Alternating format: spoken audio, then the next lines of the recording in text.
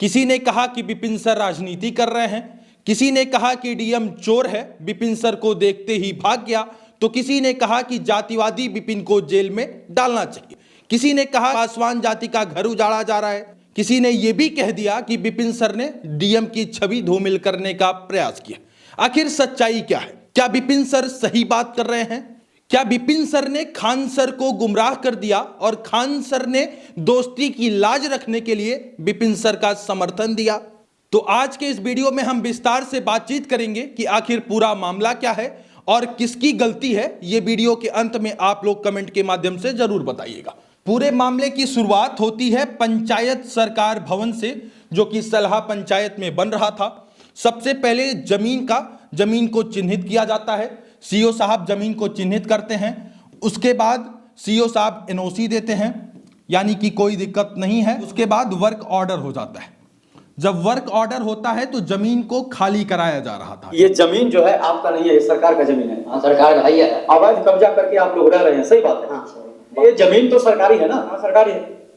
यानी कि आपने सुना कि वहां के जो स्थानीय लोग हैं वो लोग खुद ये एक्सेप्ट कर रहे हैं कि ये जमीन सरकारी है। वर्क ऑर्डर पास होने के बाद विपिन सर ने ये भी बताया, नेताजी का फोन जाता है, उसके बाद डीएम साहब के पास फोन आता है, डीएम साहब एसडीओ साहब को फोन करते हैं और जो है खाली कराने का काम पूरी तरीके से रुक जाता है। उसके बाद इन तमाम आपबीती की घटना बताने के लिए एक आवेदन विपिन सर लिखते हैं जिलाधिकारी महोदय के नाम, और वो कहते हैं कि साहब सरकारी भूमि खाता संख्या इतना, खसरा संख्या इतना, थाना नंबर 567, ग्राम मेहमदपुर, उसके बाद पंचायत सलाह, प्रखंड सहदेई बुजुर्ग, जिला वैशाली, राज्य बिहार पर कुछ लोग ने अवैध कब्जा कर रखा है।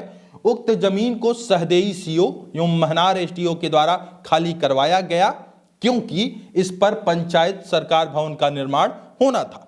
परंतु मुझे संदेह है कि उच्च अधिकारी एवं नेताओं के दबाव में इस जमीन पर पुनः अवैध कब्जा करवा दिया गया है, जिसकी वजह से पंचायत सरकार भवन का निर्माण बाधित है।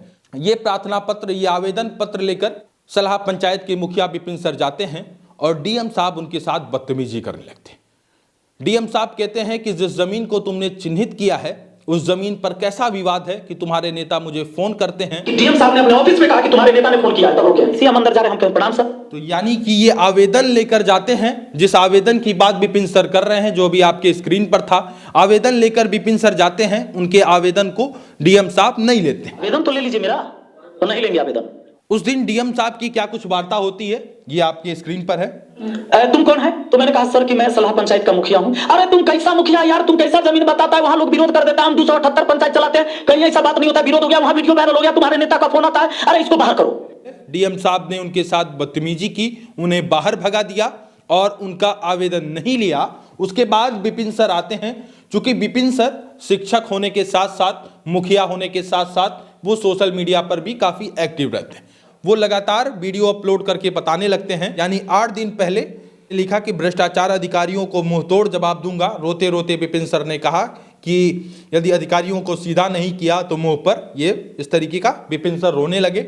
उसके बाद से लगातार कंटिन्यू विपिन सर वीडियो डालने लगे। यानी 8 दिन के बाद 6 दिन, उसके बाद 6 दिन के बाद, उसके बाद मामला तूल तब पकड़ता है जब खान सर ने इस पूरे मामले पर समर्थन दे दिया। खान सर वीडियो बनाकर ये कहते हैं कि जो डीएम ने किया वो सरासर बदतमीजी है, डीएम साहब का होली के बाद तबादला हो जाएगा।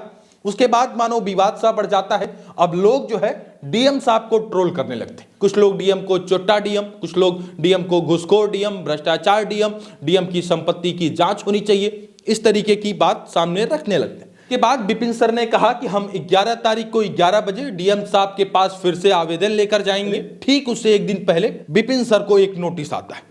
ये नोटिस आता है जिसमें यह कहा जाता है कि भारतीय न्याय संहिता की सुसंगत धाराओं के तहत आवश्यकता अनुसार जिला प्रशासन कड़ी कार्यवाही का विचार रखता है। यह भी बताया जाता है कि विपिन सर ने भ्रामक वीडियो बनाया और उन्होंने मिसगाइड किया, लोगों को उत्तेजित किया आंदोलन करने के लिए। और साथ में यह भी बताया गया कि जून से पहले ही वैकल्पिक भूमि की व्यवस्था कर पंचायत सरकार भवन का कार्य प्रारंभ हो जाएगा और ससमय उसे पूर्ण कर लिया जाएगा। सरकार पूरी तरीके से प्रतिबद्ध है। और ये देखिए, 11 फरवरी को विपिन सर डीएम कार्यालय पहुंचते हैं डीएम साहब से मिलने। हाथ में उनका आवेदन पत्र भी है, वही आवेदन पत्र जो 4 फरवरी को नहीं लिया गया था। डीएम सर से मिलने का प्रयास किए विपिन सर, लेकिन मुलाकात नहीं हो पाई। डीएम सर ने आवेदन पत्र नहीं लिया तो एसडीएम साहब ने इस पूरे मामले पर उनका आवेदन पत्र स्वीकार किया और उसके बाद उन्हें भरोसा दिलाया कि इस पूरे मामले पर जांच की जाएगी। अब नोटिस के बारे में भी लोग क्या कुछ कह रहे हैं वो आपकी स्क्रीन पर है, जरा उसे भी देखिए। लोगों का यह भी सवाल है कि अगर डीएम ने कुछ नहीं किया है तो अब तक डीएम चुप क्यों था, जो इतना दिन गुजर जाने के बाद नोटिस जारी कर रहा है। चूंकि सवाल यहां पर यह भी खड़ा कर रहे हैं लोग, क्योंकि यह पूरा मामला 4 फरवरी का था। 4 फरवरी के बाद कंटिन्यूअस विपिन सर इस पर वीडियो बना रहे हैं, यानी 4 फरवरी, 5 फरवरी, 6 फरवरी, 7 फरवरी, 8 फरवरी, 9 फरवरी और 10 फरवरी को नोटिस आता है। वो भी तब जब 11 फरवरी को विपिन सर ऐलान करते हैं कि मैं अपना आवेदन लेकर पुनः डीएम साहब के पास जाता हूं और आप तमाम लोग, जितना लोग भी वीडियो देख रहे हैं, उनकी यदि कोई समस्या है तो वो भी अपना आवेदन लेकर डीएम कार्यालय पहुंचे। उसके बाद 10 तारीख को नोटिस आता है। अब लोग ये भी सवाल खड़ा कर रहे हैं कि क्या डीएम पॉलिटिशियन का इंतजार कर रहा था कि कैसे साजिश करके सुसज्जित सुनियोजित तरीके से विपिन सर को फंसाया जाए। तीसरा सवाल लोग ये भी कर रहे हैं कि विपिन सर जब गए थे डीएम से मिलने तब का सीसीटीवी फुटेज पब्लिक किया जाए ताकि पता चले कि डीएम ने विपिन सर को रियलिटी में क्या कहा था और उनके साथ क्या कुछ बदतमीजी किया था।